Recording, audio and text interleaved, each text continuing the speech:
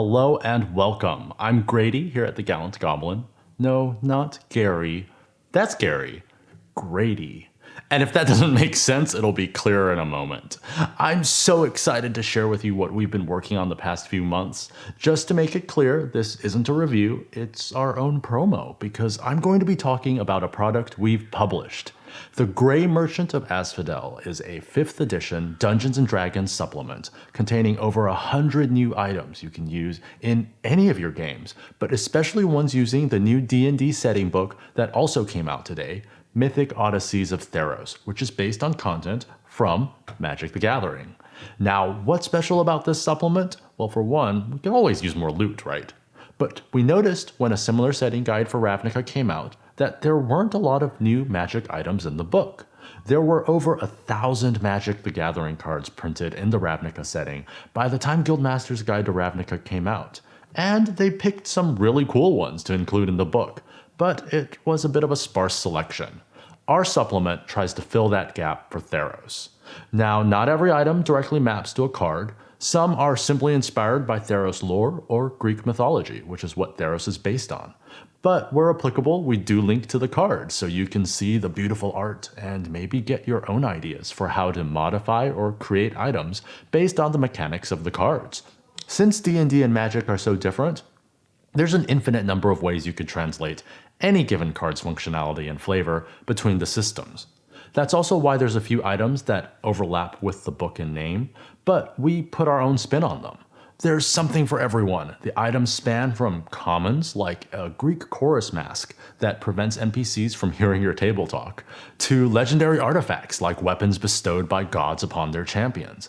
We did balance the items, of course, but may have cut loose a bit on the artifacts because they're items bestowed by gods. In the uncommon and rare tiers, which is where most parties will be playing and where the bulk of the items in our supplement are, you get fun items like mechanical wings that carry you through the air as long as you don't fly too high. That sun's awfully bright, isn't it? A phoenix feather that protects you from death, and a stubborn boulder that always rolls back to where it started. I'm looking at you, Sisyphus. We have a new category called story items too, which you can choose for your players to come across to start them on a quest. They contain story hooks you can build adventures around. Some are simple things like a diary detailing how to find your way to the lost sunken city of Atlantis, or a license to operate a shop in a marketplace. Others are powerful artifacts. Fans of magic lore may know about Queen Cymede and King Annex of Akros, and the tragedies that befell them in the original Theros block, as well as Theros Beyond Death. They can't catch a break. One of the items is Cymede's Ring, which starts you on a quest to reunite these star-crossed lovers. Finally, we have the Grey Merchant himself, affectionately known as Gary in the Magic the Gathering community. We've developed rules for him to act as a traveling merchant players can run into or track down. He offers goods for trade, but here's where things get interesting. The Grey Merchant is a zombie who doesn't have long-term memories or goals and can't remember who he was. As a result, he simply goes through the motions of being a merchant in a pale imitation of his life. He will literally take anything in trade. Want to buy a legendary weapon with a used tissue? You can do that. But there's a catch. The price you pay for an item determines its properties. Each item in the supplement has 3 sections: base properties, paid properties, and overpaid properties. We provide guidance on what an item is worth based on its rarity and power, but you can scale its price according to what makes sense for your campaign. So yeah, a character can radically underpay for something, but it won't be as powerful. And this sort of pricing scheme was interesting because it essentially allowed us to develop different versions of items, such that each entry in the supplement could be 1, 2, or even 3 different items. A rare cape, for example, that prevents you from taking falling damage is quite powerful, but at its base level, it's a common item that just billows when you feel strong emotions. If this sounds complicated, don't worry. The items are designed so that you can just take the base and paid properties, mash them together, and use them as you would any other magic item for your loot roll tables.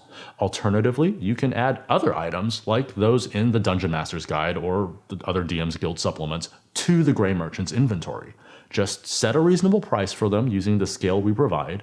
Characters who underpay get a normal weapon or trinket with no magic properties, and characters who overpay either get nothing or a temporary buff that's thematically appropriate for the item.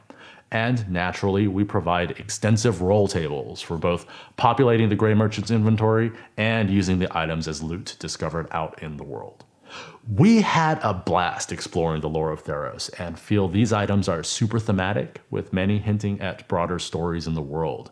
Fans of Magic the Gathering should find plenty of Easter eggs in the form of how items work, as well as references to the lore, but you don't have to know anything about the setting to enjoy the functionality of these items. We believe most of them strike a good middle ground between being creative and doing interesting things, while still being fairly simple to run and understand, because as players and DMs ourselves, we know there's nothing worse than a giant block of fiddly text. Though, for those of you who like that sort of thing, may we point you to the Pixis of Pandemonium. To thank you for your viewership and making it this far, we have a link to the product in the video description below, which will give you 25% off the price. The discount should apply once you go to check out your cart. If for some reason it doesn't, let us know in the comments below and we'll refresh the link. Your purchase goes directly to helping us produce more free videos here on YouTube and more cool supplements to add to your games. So thank you very much for your support. If you have questions, please leave them in the comment section down below and we'll answer them as soon as we can. If you get it, let us know what you think in the comments as well. We always love getting your feedback and it helps us improve. And if you have stories about these items getting used in your campaign, that would be awesome to hear about. As always, we also appreciate you subscribing to the channel, clicking the like button if you found this video useful, and sharing our content with your friends. We hope you're having fun in Theros and staying safe. We'll see you next time at the Gallant Goblin.